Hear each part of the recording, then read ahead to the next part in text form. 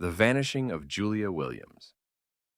Julia Williams had always been the quiet type, an artist with an eye for detail, a lover of quiet moments in nature, and a dreamer with a mysterious air that captivated those around her. At 23, she had left behind the bustling city of Chicago, seeking solace and creative inspiration in the small town of Ashford, Illinois. It was the summer of 1992, and Julia had rented a modest cottage on the edge of the woods, a place where she could escape the noise of the world and focus on her paintings.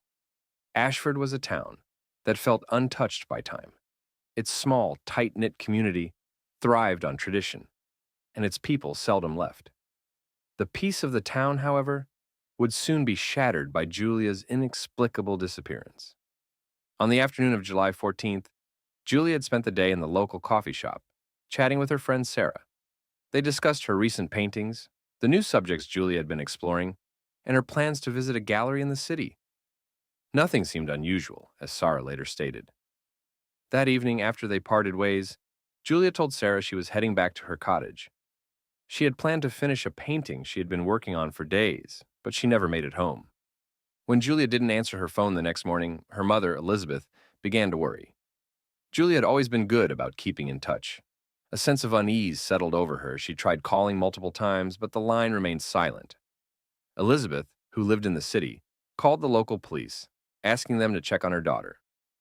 2 days later, Julia's car was discovered on the edge of a dirt road near the town's outskirts, just beyond the last stretch of houses.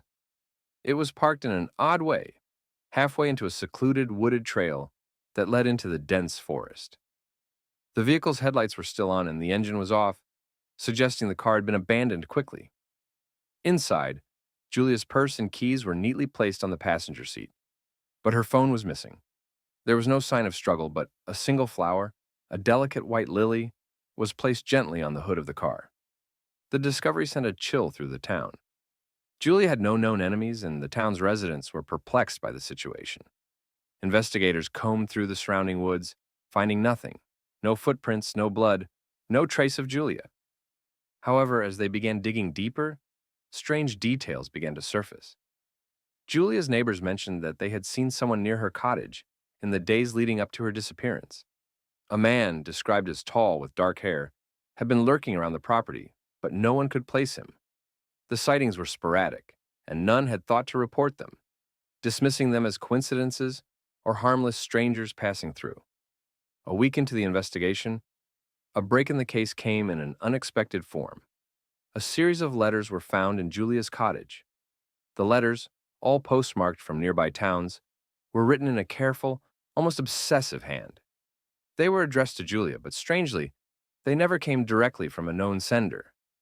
The first letter arrived just a month before her disappearance. I see you, Julia. I watch you in the mornings, when the light kisses your canvas. Your beauty shines brighter than any of your paintings. Don't be afraid. I am closer than you think. The letters grew more disturbing over time. The second letter included detailed observations of Julia's daily routine. How she always walked to the coffee shop at 10 a.m., how she spent long hours painting, and even how she sometimes paused to admire the sunset. The third letter hinted at knowledge of Julia's past, referencing a painful breakup she had experienced just a year before. The final letter, written days before her disappearance, read, Soon, you'll understand why I've been watching. You'll find out when it's too late. You are meant to be mine, Julia, forever. Detectives in Ashford were stumped. The letters suggested that Julia had been targeted by someone with intimate knowledge of her life. No one in the town recognized the handwriting, and there were no obvious suspects. Julia's only known romantic relationship had ended amicably, and her friends described her as someone who was always approachable, but not overly social. The investigation uncovered even more unsettling details. Julia had made an odd request just weeks before her disappearance. She had asked Sarah to help her photograph certain areas of the town, places that seemed to hold no particular significance, but had been oddly connected to her paintings. One of these places was an abandoned barn on the outskirts of Ashford, a decaying structure that was rumored to be haunted. Julia had been fascinated by the place, yet she never spoke much about why it intrigued her. At the barn, investigators found something chilling. a series of drawings that appeared to be of the very barn itself, sketched in intricate detail, but with strange symbols and markings hidden in the margins.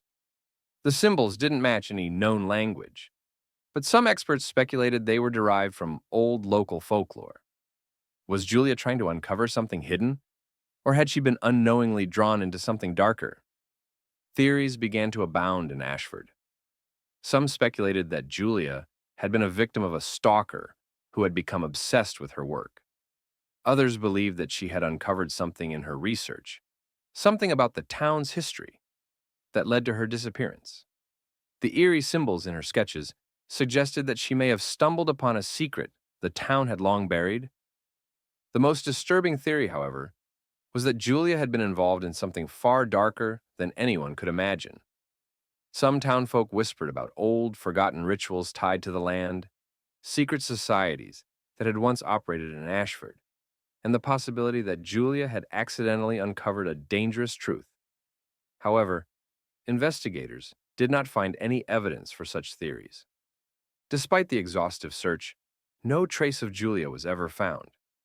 The letters stopped coming and the strange drawings remained an unsettling clue that only deepened the mystery. Her case eventually went cold, leaving the town haunted by the unanswered questions.